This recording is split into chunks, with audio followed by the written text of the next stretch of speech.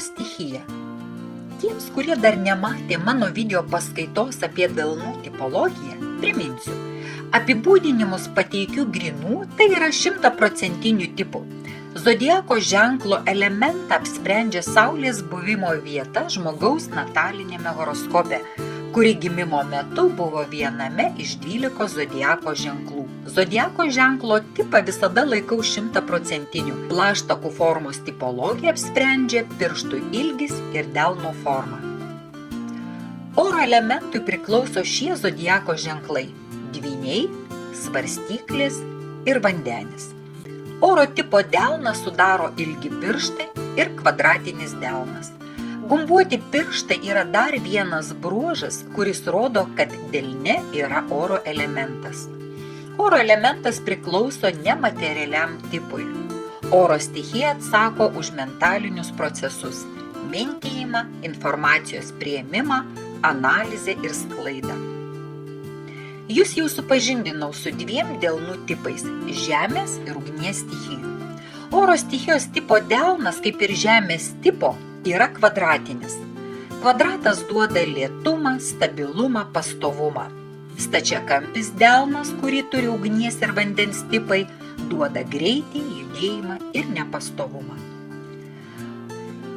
Oro stichijai pavaldi visa informacija, kokią tik galite įsivaizduoti, nuo pačios primityviausios iki sudėtingos kosminės. Tad visai nenuostabu, jog šio tipo žmonės gali būti puikiais mediumais ar aiškiaregiais. Jie superiniai informacijos skaneriai. Oro stichijos žmonės turi žinoti, jog ne visa informacija, kurią jie gauna, yra skirta jiems patiems.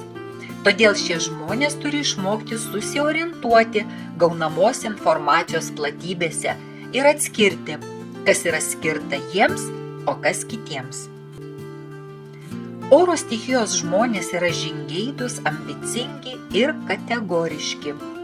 Kadangi visi šie apibūdinimai tarpusavyje glaudžiai susiję, pamėginsiu paaiškinti jų tarpusavio sąveiką. Oro žmonių paskirtis – perduoti pasauliui svarbią žinią. O tam, kad jie būtų išgirsti, jie turi užimti atitinkamą padėtį sociume. Ambicijos yra ta savybė, kuri lyg adata bado minkštą vietą ir neleidžia per ilgai užsibūti ant vienos socialinės pozicijos pakopos. Tačiau tuščios ambicijos tėra tuštybė, kuri neturi jokios vertės. Tam, kad atsirastų perduodamos informacijos vertė, oro žmogus turi nuolat mokytis, daug skaityti, medituoti ir taip toliau. Žingeidumas yra tas amžinas variklis, kuris nenustoja burksti nei dieną, nei naktį. Oro stichijos žmonės vadinu amžinais studentais. Kaip pasakė praeito šimtmečio garsus liaudies padas, mokytis, mokytis ir dar kartą mokytis. Tik mokytis šio tipo žmonės turi ne nuo proto, kaip sakoma, o iš širdies. Ir tik tada gaunama informacija bus teisingos energetinės vibracijos. Paaiškinu. Jei oro stichijos žmogus nesimoko, niekuo nesidomi, jo gaunama informacija bus menkos energetinės vertės. Jo radaras čiuptuvėlis gaudys žemos vibracijos informaciją, tokią kaip apkalbos, intrigos, pliurpalai apie nieką. Oro stichija apdovanoja savo vaikus puikiais analitiniais gebėjimais. Tačiau visus tinginius ir neišprusėlius ši savybė aplenkia šonu. Bet užtat ambicingumas ir principai išauga keliasdešimt kartų.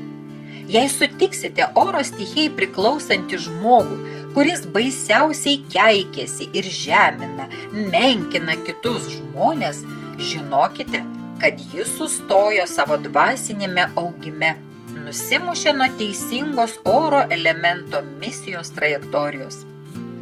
Vietoj teisingo mokymo tokie žmonės tampa bambekliais ir pamokslautojais, peikiančiais kitų pastangas ir iš esmės viską, ką daro kiti. Tikiuosi, jau atpažinote kažką iš savo artimos aplinkos. Ir jei taip, pasiūlykite šioms pasaulio bamboms pradėti švietimo akciją nuo savęs. Arba padovanokite bilietą į miesto biblioteką. Tik manau, jog vargu ar ši užuomina bus suprasta teisingai. Gali patiems tekti keliauti labai toli. Grįžtu prie ambicijų. Oro elemento žmonėms visada imponuos tai, kas yra VIP. Jie niekada neis pas specialistą negavę teigiamų rekomendacijų iš labai patikimų ir kompetentingų asmenų. Jie susirinks informaciją, ją įvertins, paanalizuos ir tik tada nuspręs, ar verta, ar neverta jo didenybei gaišti savo neįkainuojamą laiką apsilankymui pas kažkokį tai specialistą. Jei nesate oro elemento žmogui autoritetas, patikėkite, jūsų pasiūlymai ar nuomonė jų niekiek nedomins. Paklausys, galbūt iš mandagumo nieko nepasakys, bet darys savo. Tokie jau jie yra oro elemento žmonės. Tačiau ambicingumas oro žmonėms duotas ne dėl paikumo. Jie turi padėti oro žmogui augti mokantis ir siekiant žinių. Ir kaip jau supratote, dalintis žiniomis su kitais. Kvadratinis delnas, jei imsime formos interpretaciją, žemės žmonėms duoda užsispyrimą, o oro žmonėms kategoriškumą. Ir kuo mažiau išprusęs ar apsiskaitęs oro žmogus, tuo bus sunkiau su juo susikalbėti, o ypač perkalbėti. Jo kategoriškumas kitus žmonės gali vesti į visišką neviltį. Kategoriškumo lygis rodo, kiek dvasingas yra oro tipui priklausantis žmogus. Kai oro elemento žmogus yra pakantus, priima be sarkazmo ar menkinimo kito nuomonę, kai savąją įterpia tik tada, kai yra paprašomas, prieš jūs stovi tikras šventasis. Gaila, kad per savo ilgametę delnų tyrinėjimo karjerą tokių praktiškai nesutikau. Bet turiu vilties, kad kažkur tolimame kosmose tokių yra. Gyvenimo pamoka. Oro elementui priklausantys žmonės turi labai svarbią užduotį – nešti žinią pasauliui. Jie puikūs oratoriai, rašytojai, mokytojai, dėstytojai, mokslininkai, tyrinėtojai, idėjų generatoriai. Jų galvos nuolat praleidžia pro savo pilkųjų ląstelių cechus milijonus kilobaitų informacijos. Viena informacija apdorojama ilgiau, kita šviesos greičiu, priklausomai nuo situacijos ir ekstremalumo. Informacijos srautuose oro stichijos žmogus turi nardyti kaip žuvis vandenyje. Nuo jų negalima paslėpti jokios informacijos.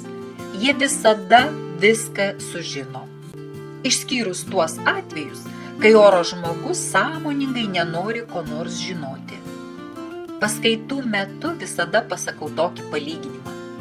Oro elemento žmogus gali būti puikus šnipas, bet jis negali dirbti su slapta informacija.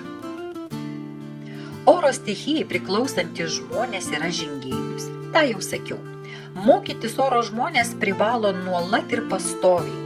Jų galvose nuolat sukasi milijonai minčių, idėjų, schemų ar atradimų. Dažnai girdžiu sakant, jog sunku dėl to medituoti. Todėl oro elemento žmogus turi susirasti tokią meditavimo ar atsipalaidavimo formą, kuri galvoje nors trumpam sukurtų tylą ir tuščią nuo vaizdinių ekraną. Sveikata.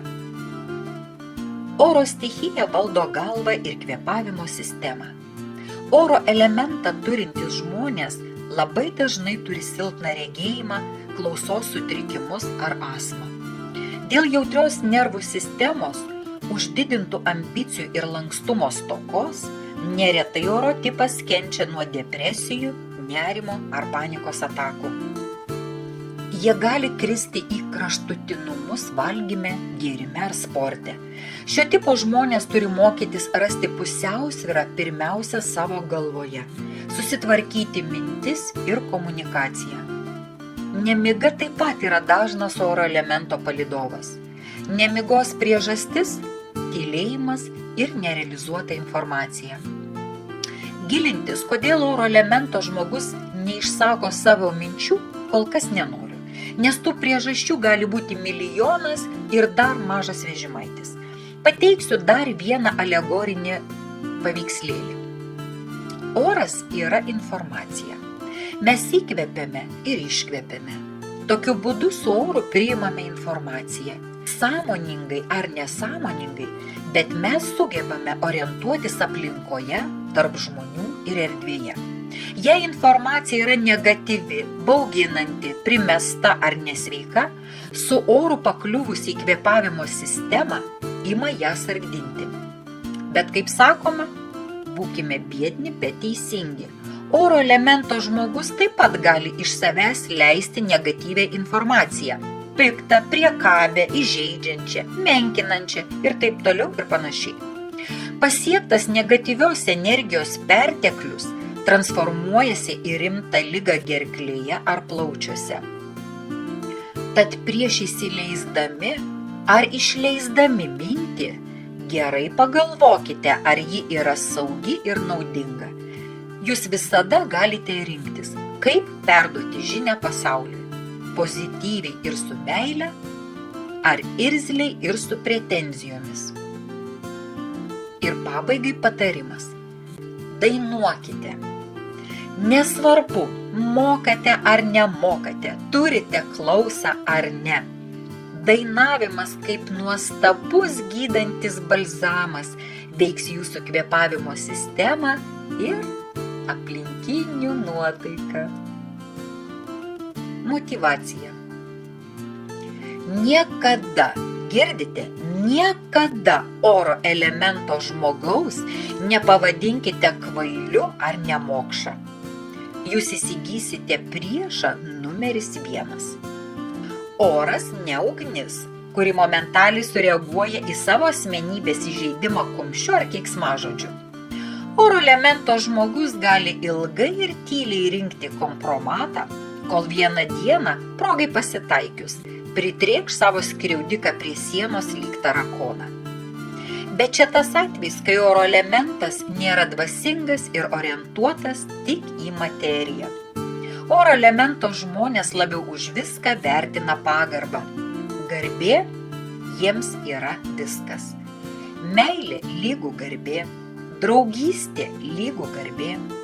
Ir jei kažkas oro elementų pasielgia negarbingai, nei apie meilę, nei apie draugystę kalbos nebebus. Oro elemento žmonės taip pat turi laikytis savo garbės kodekso. Kaip sakoma, kaip danguje, taip ir ant žemės. Mieli oro elemento žmonės, esate fantastiški pašnekovai, virtuoziški žodžio meistrai, nestokojantis šmaikštumo humoristai ir neišsenkantis informacijos ir žinių lobynai. Tad neškite lyg Prometėjas žinias ir šviesą pasauliui. Ir te visai šviečia saulė ir dangus. Ir dangus būna giedras, te visai